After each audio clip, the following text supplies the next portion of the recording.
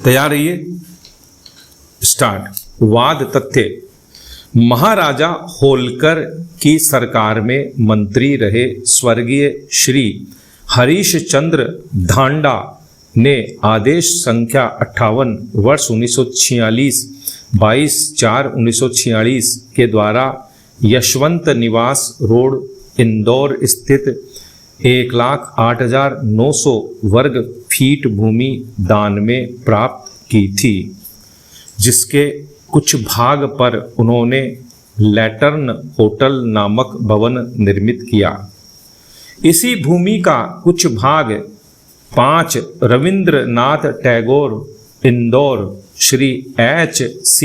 धांडा ने अपने father in law स्वर्गीय colonel V.B.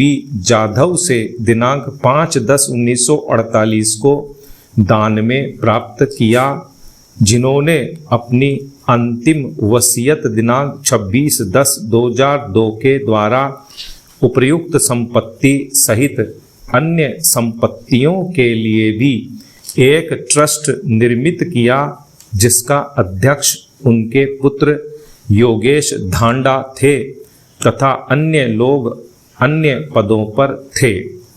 Shri H.C. Dhanda की मृत्यु दिनांक 5/7/2003 को हो गई। योगेश धांडा व अन्य और ट्रस्ट के बीच हुई सहमति दिनांक 21/4/2005 के द्वारा संपत्ति अंतरित कर दिए जाने के कारण कलेक्टर स्टाम्प इंदौर ने स्टाम्प शुल्क 1,62,82,150 रुपये का नोटिस भेजा, जिस पर 10 गुना शास्ति 12,90,97,000 रुपये भी अधिरोपित की गई।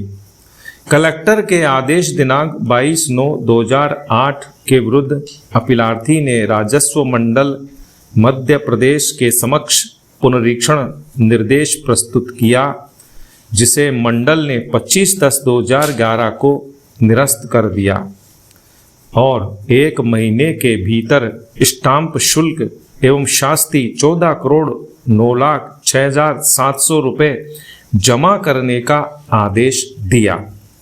इसके बाद अपीलार्थी ने उपर्युक्त दोनों आदेशों को उच्च न्यायालय में रिट याचिका संख्या 8,888 वर्ष 2011 से चुनौती दी। उच्च न्यायालय ने भी आदेश दिनांक 30/3/2017 के द्वारा रिट याचिका निरस्त कर दी। इसके बाद अपीलार्थी ने रिट अपील संख्या 255 वर्ष 2017 प्रस्तुत की, जिसे भी उच्च न्यायालय की खंडपीठ ने दिनांक 4/7/2017 को निरस्त कर दिया। अतः अपीलार्थी ने यह अपील /SLP प्रस्तुत की।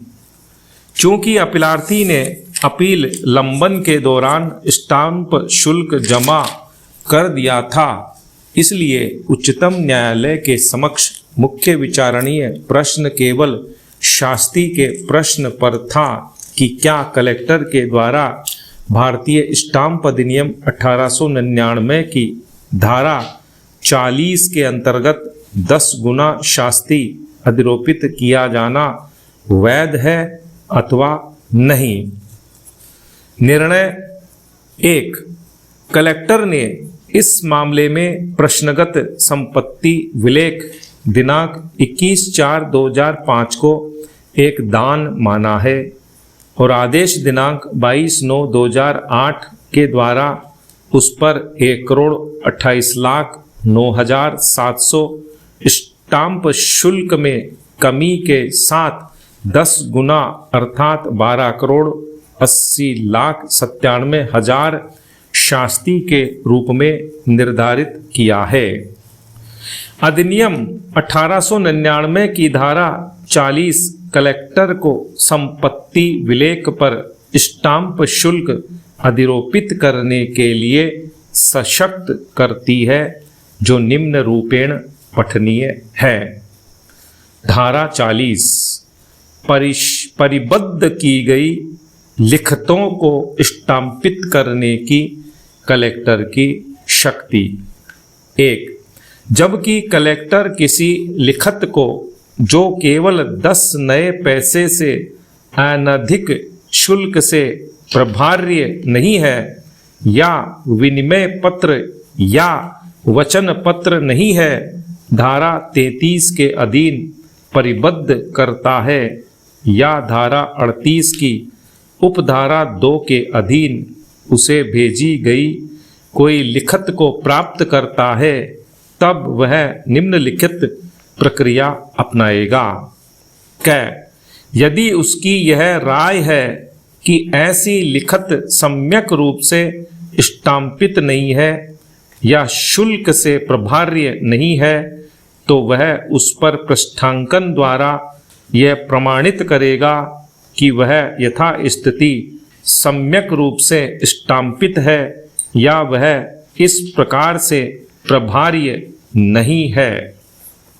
ख, यदि उसकी यह राय है कि ऐसी लिखत शुल्क से प्रभार्य है और वह सम्यक रूप से स्टाम्पित नहीं है, तो वह अपेक्षा करेगा कि उचित शुल्क या उसे पूरा करने के लिए अपेक्षित रकम और साथ साथ 5 रुपये की शास्ति, अथवा यदि ठीक समझता है उचित शुल्क या उसके कमी वाले भाग की रकम के 10 गुना से अनधिक रकम, चाहे ऐसी रकम 5 रुपये से अधिक हो या कम हो, दी जाए। विराम।